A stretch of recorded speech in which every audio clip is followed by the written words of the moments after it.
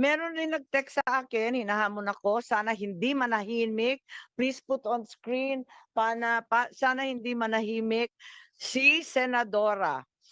At huwag pagtakpan ang iba at huwag maging selective lang sa mga taong sumunod lang sa utos ng nakakataas. Isama nyo ang may-ari ng eroplano na yan dahil kasabwat din siya. Itodo nyo na, huwag half-cook. Andito po ang picture nung eroplano, kung makita ninyo sa Lawag City, ginamit muli ng ating Pangulo 30 March 2025 dahil daw pumunta sa isang rally March 28.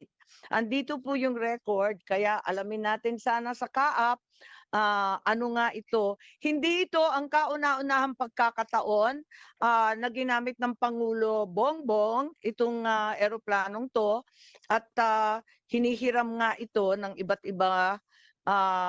Nandito rin sa Mindanews, kung makikita po ninyo, yung iba't ibang paggamit nito, nariyan din sa Davao, naglanding din sa Tawi-Tawi po. At ang nagbigay ng picture, tactical operations ng Sulu. At andito rin yung Puerto Princesa, gamit din po sa Palawan.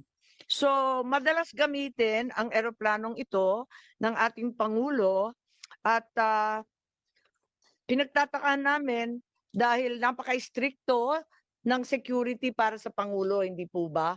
At alam natin na meron rin naman presidential plane ang Air Force.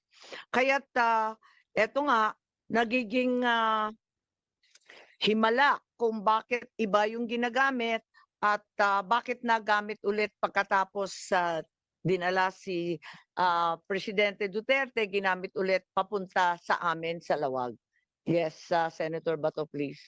Alam mo, Madam Chair, yung eroplano na yan, no, malungkot ang history ng eroplano na yan dahil sa yung eroplano na yan siguro, if it's being used by the presidents and the previous presidents, siguro yan yung eroplano na ginagamit ni Pangulong Duterte at baka ako, nakasakay rin ako niyan in one of our official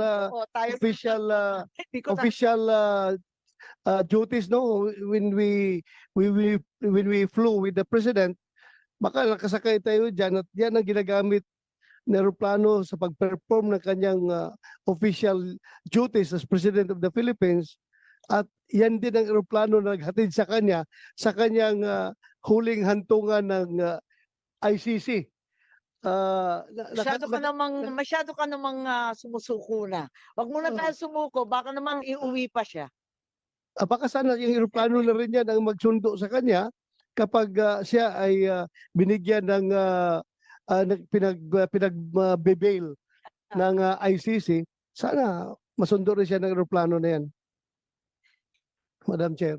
Maraming kababalaghan, sayang wala rito ang mga kaap at yung mga opisyal at iba pang testigo na makakapagbigay ng linaw sa sambayanan tungkol sa eroplanong